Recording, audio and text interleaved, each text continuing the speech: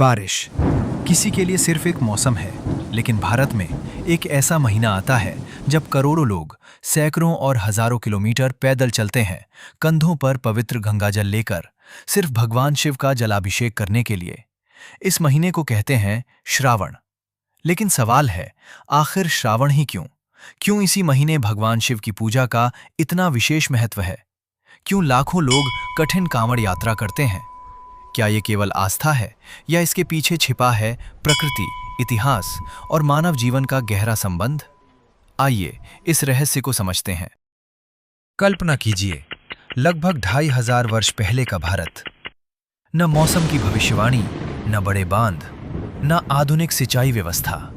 पूरा जीवन मॉनसून पर निर्भर था। समय पर वर्षा हुई तो खेतों में अन्न उगा, बारिश कम हुई तो अकाल पड़ा, और यदि बहुत अधिक हुई तो बाढ़ ने सब कुछ बहा दिया। यानी मॉनसून केवल एक ऋतु नहीं था, वो जीवन और मृत्यु के बीच का अंतर था। इसी मौसम में धरती हरी हो जाती थी, नदियां भर जाती थीं, जंगल जीवंत हो उठते थे, पूरी प्रकृति नई ऊर्जा से भर जाती थी। सनातन परंपरा ने प्रकृति की इसी जीवनदायिनी शक्ति को भगवान शिव से जोड़ा। भगवान शिव से जुड़ी सबसे प्रसिद्ध कथाओं में से एक है समुद्र मंथन। जब देवताओं और असुरों ने अमृत प्राप्त करने के लिए समुद्र मंथन किया तो सबसे पहले निकला भयंकर हलाहल विष। उसका प्रभाव इतना विनाशकारी था कि पूरी सृष्टि संकट में पड़ गई। तब भगवान शिव ने सृष्टि की रक्षा के लिए वो विष स्वयं पी लिया। लेकिन माता पार्वती ने भगवान शिव का कंठ थाम लिया ताकि विष उनके पूरे शरीर में न फैल सके। विष उनके कंठ में ही रुक गया और उसी क्षण से भगवान शिव नीलकंठ कहलाए। पुराणों के अनुसार विष की तीव्र जलन को शांत करने के लिए देवताओं ने भगवान शिव पर निरंतर शीतल जल अर्पित किया। इसी कथा को श्रावण मास में होने वाले जलाभिषेक की परंपरा से भी जोड़ा जाता है।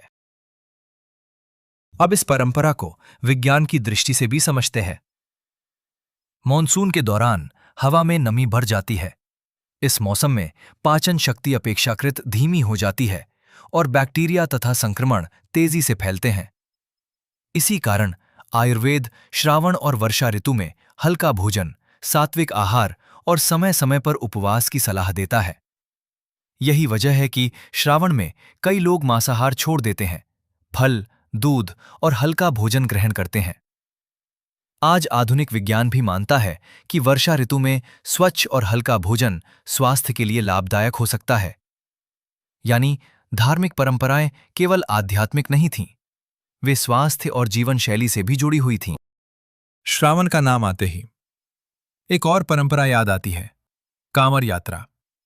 हर वर्ष करोड़ों श्रद्धालु हरिद्वार, गंगोत्री, गौमुख और अन्य पवित्र स्थानों से गंगाजल लेकर सैकड़ों किलोमीटर पैदल चलते हैं और अपने स्थानीय शिव मंदिर में उस जल से भगवान शिव का अभिषेक करते हैं।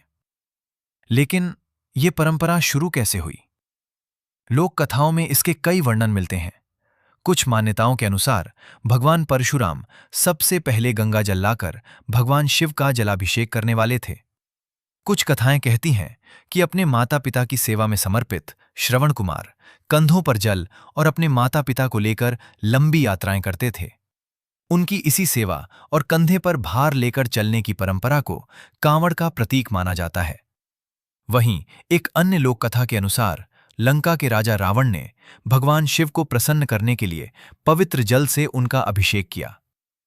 हालांकि इन कथाओं के ऐतिहासिक प्रमाण स्पष्ट नहीं हैं, लेकिन सदियों से इन कथाओं ने कांवड़ यात्रा की आस्था को जनमानस में जीवित रखा है। इतिहासकारों का मानना है कि आज जैसी विशाल कांवड़ यात्रा समय के साथ धीरे धीरे विकसित हुई, लेकिन हर परंपरा में एक बात समान है, जल। गंगा का जल सिर्फ पानी नहीं, बल्कि जीवन, पवित्रता और प्रकृति का प्रतीक माना गया। कांवड़ यात्रा सिर्फ व्यक्तिगत भक्ति नहीं है। पूरे मार्ग पर हजारों स्वयंसेवक भोजन कराते हैं, पानी पिलाते हैं, चिकित्सा शिविर लगाते हैं, विश्राम स्थल बनाते हैं। लाखों अनजान लोग एक दूसरे की सेवा करते हैं, बिना किसी अपेक्षा के। यही इस यात्रा की सबसे बड़ी शक्ति है। ये केवल धार्मिक आयोजन नहीं, बल्कि सहयोग, सेवा और सामाजिक एकता का भी उत्सव है। श्रावण हमें सिखाता है कि प्रकृति के साथ सामंजस्य, स्वास्थ्य, अनुशासन, सेवा और आस्था एक दूसरे से गहराई से जुड़े हुए हैं। लेकिन मॉनसून की यह कहानी यहीं समाप्त नहीं होती। इसी वर्षा ऋतु ने भारत में जन्मी एक और महान आध्यात्मिक परंपरा को भी गहराई से प्रभावित किया। जब बारिश शुरू होती है तो जैन साधु और साध्वियां लंबी यात्राएं रोककर एक ही स्थान पर ठहर जाते हैं। इस अवधि को कहा जाता है चातुर्मास। यही वो समय होता है जब आत्मचिंतन, संयम, तप और क्षमा जीवन का केंद्र बन जाते हैं। लेकिन आखिर चातुर्मास क्यों मनाया जाता है? बारिश का अहिंसा से क्या संबंध है? और पर्युषण के 8 दिनों में ऐसा क्या होता है जो इसे आत्मशुद्धि का सबसे महान पर्व बनाता है? इन्हीं प्रश्नों के उत्तर जानेंगे अगले भाग में।